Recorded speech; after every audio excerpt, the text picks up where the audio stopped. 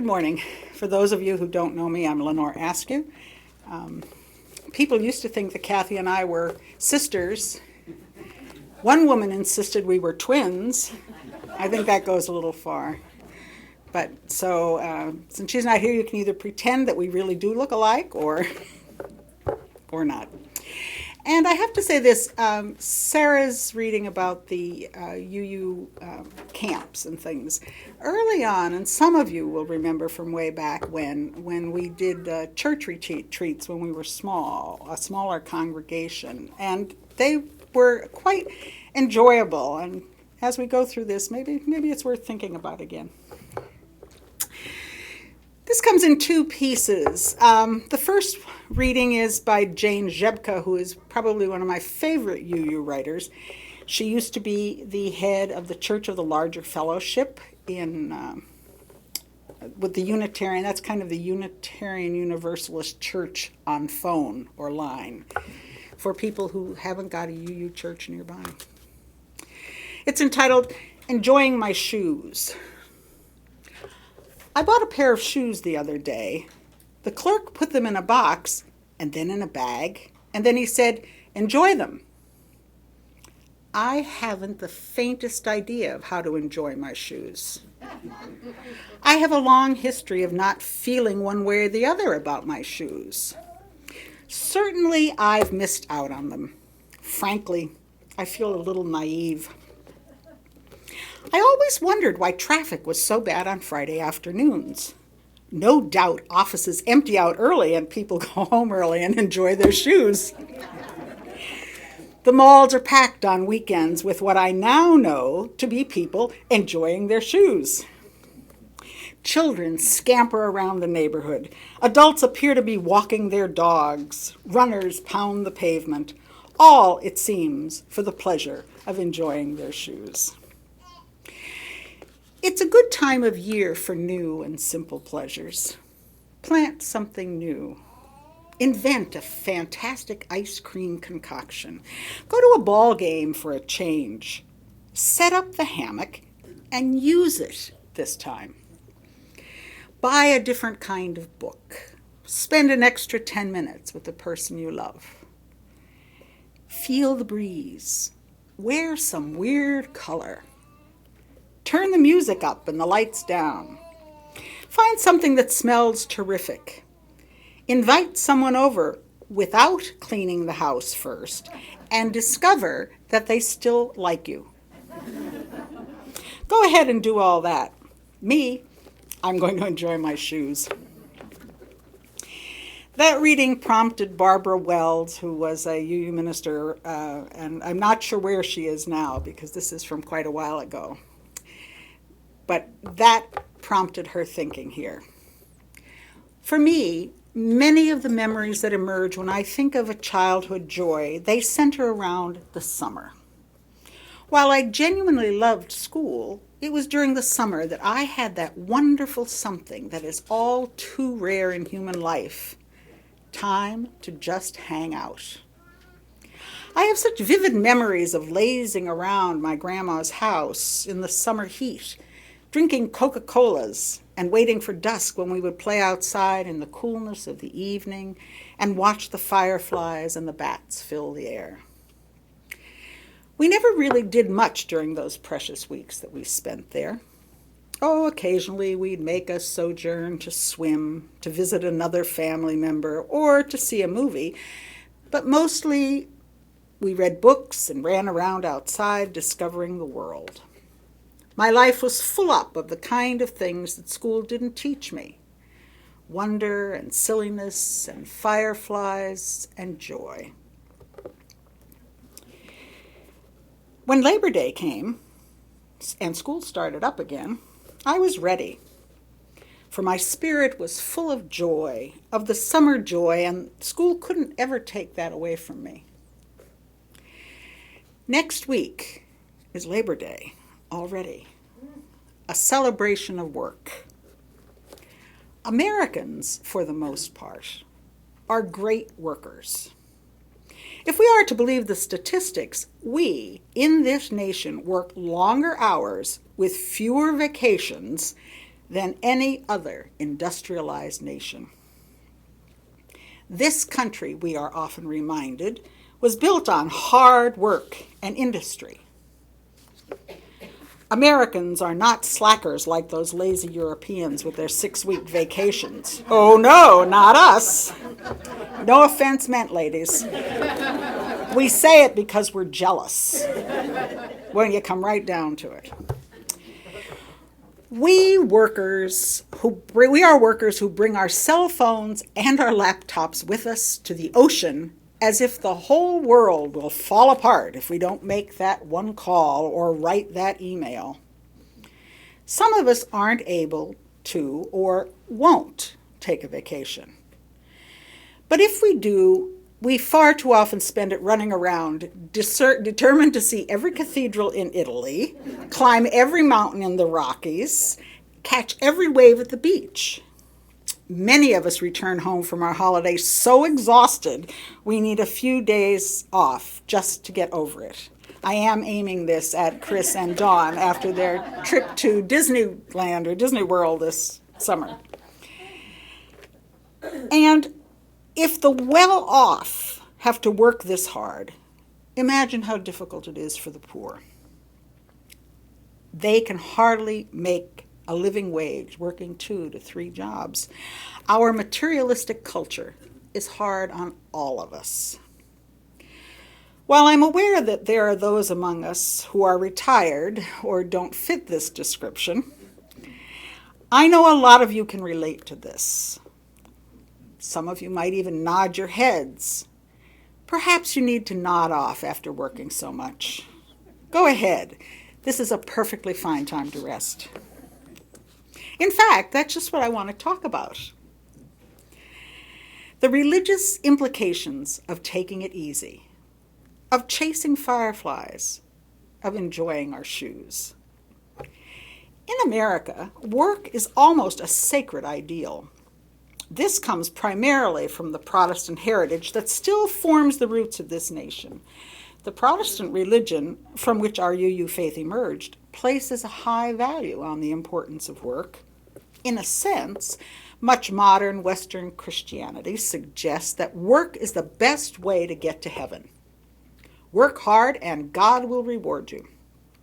And the work you are to do isn't just the work you get paid for. We are to work at home, keeping our house clean and neat and our children morally upright.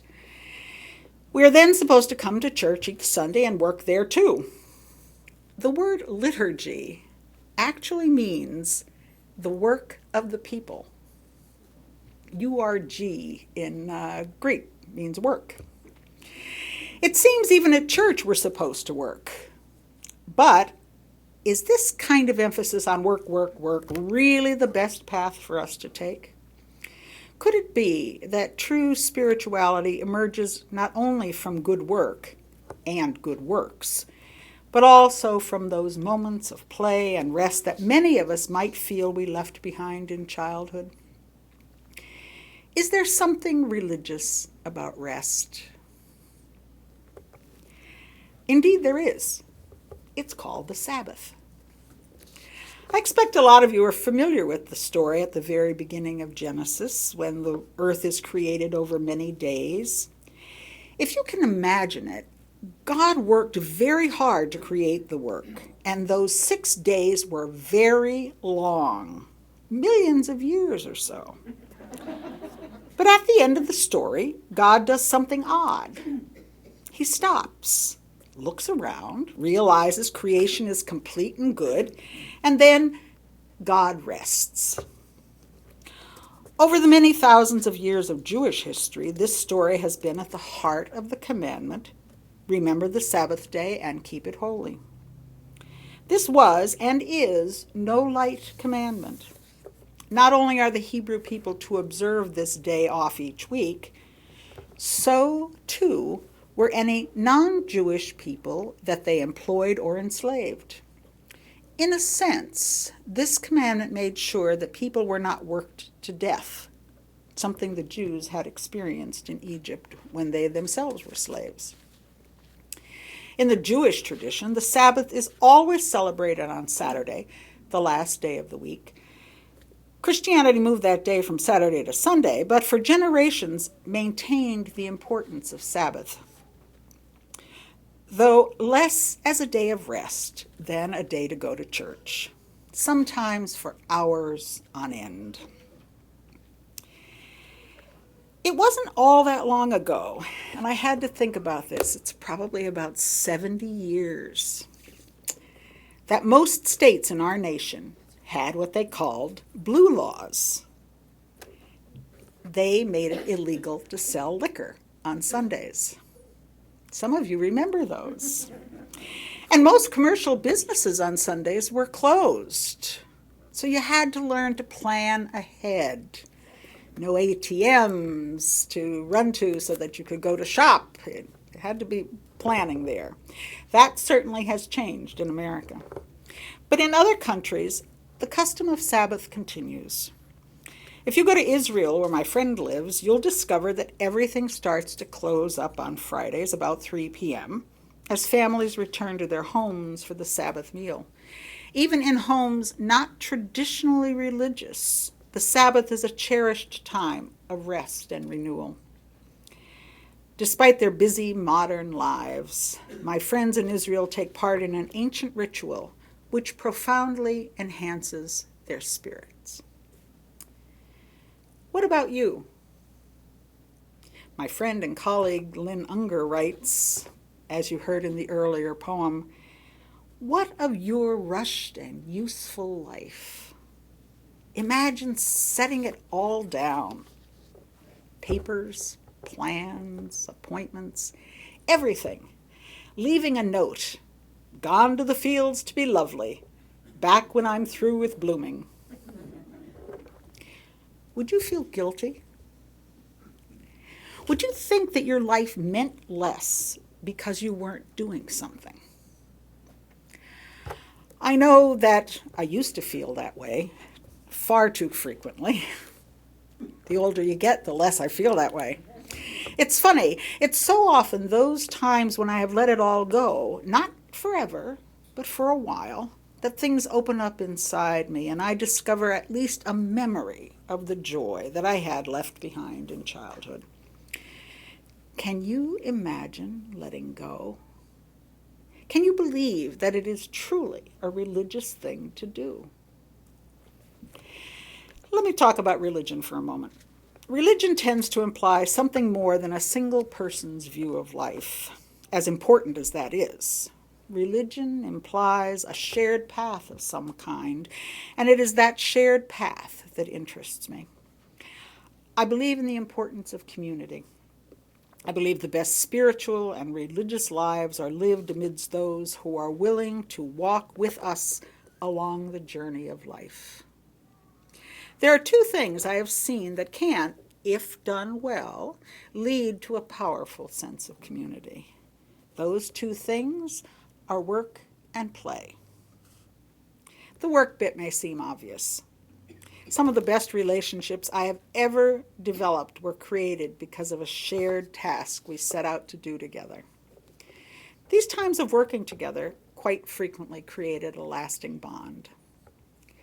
But sometimes too much work can begin to feel like a burden. When the kitchen is overflowing with dishes and we're in a rush, cleaning up can really feel like a chore. So too can church work start to feel like drudgery if there's too much to do and not enough people to do it. And if our day job or jobs are keeping us working long hours with few breaks, coming to church to work can feel like a real burden. At times like this, it is tempting to push through the burn, to keep working harder and hope that we'll still like each other when we're through, or to throw in the towel and go away. But perhaps a better way to proceed would be to stop working for a moment and take a break, to go have some fun together and let the dishes wait. And that leads me to play, the other great way to build community. We really can let go of the need to do something productive and just laugh and play together. These times can be times when the spirit of community can tiptoe in. It's that spirit that's so essential to human nature. We need each other not only to do the important work of the world, we also need each other to laugh and be silly and have fun with.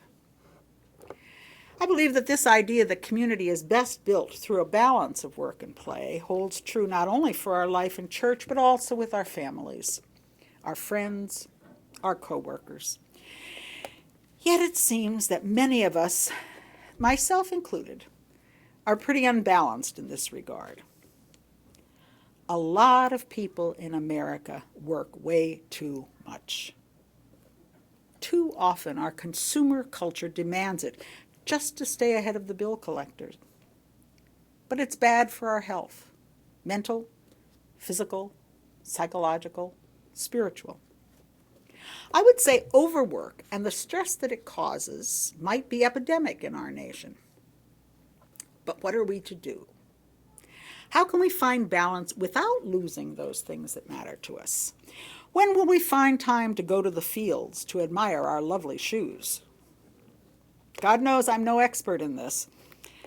I have always been seen as being serious and industrious and guilt-ridden, especially when I was younger, when I think I'm not working hard enough. Yet I think I'm beginning to internalize the importance of the Sabbath in my own life. And I would like to suggest that you consider creating Sabbath moments in yours as well. What might it look like? One thing we might consider advocating for is a return to the Sabbath, to insist that people be paid enough that everyone could have at least one day off a week. For those of us who are lucky enough to already have 1 day or 2 days off, can we imagine setting a whole day aside when we put work aside and try to just enjoy the wonder of the day and to make time to play? I challenge you and myself to try it. But the Sabbath can also come in smaller chunks. A Sabbath hour can be very effective. I know a number of people who have made a decision to take an hour when they get home from work as a time to unwind. Imagine coming home from work 1 day a week, and instead of rushing to make dinner, check homework, respond to voicemails or emails, you turn off the computer, don't answer the phone, and just play. With your kids, with your dog. Maybe you eat cereal for dinner that night. It won't kill you. An hour can go a long way toward easing the tensions of the day. And then there are what we might call Sabbath moments. These are usually not planned, but they come to us when we open ourselves to the possibility that the gifts of life are abundant and that they can be given to us at any time. Such moments can be found in the midst of everyday living. Glancing at a tree and noting the first leaf turning gold. Watching a deer make its way through the woods at dusk. Really seeing the face of someone you love. Sharing a laugh with a friend. Singing at the top of your lungs a song you loved as a teenager. Taking a hot bath. Holding the hand of a child. Enjoying your shoes. All these and countless others offer us moments of rest and relief in the midst of our busy lives. We can rush right by them, or we can let them into our hearts and feel their power to heal. Now is the time to seek the spirit of a child in all of us who laughs with glee and cries from the heart. Now is the time to let go of our guilt. Of course, your work will always matter. Yet Solomon in all his glory was not arrayed like one of these. Now is the time to hear the still small voice and says that it's okay to sing off-key and enjoy your shoes. Now is the time to leave the dishes for an hour while we gather together in community to tell our stories and play. If we do this, Will the important work of making our world a better place be pushed aside? Will we become dilettantes who ignore the pressing needs of a hurting planet? I suppose it's possible, but I don't think it's likely. And besides, there are some who say that the most radical thing that we can do in this world is to be joyful. Patch Adams, the clown doctor who unstintingly spread laughter and healing, said, "Everywhere I go, people are unhappy. There is so little joy. We need communities, and we need a revolution based on joy. Such joy gives us the energy to face the hardships that life will bring." So, dear friends, I challenge you to love the child who still lives inside you and encourage you to let that child out from time to time. Do something that makes you happy. You might be surprised that it might make others happy as well. Breathe deep. Laugh. Sing. Play. Me, I'm going to enjoy my shoes.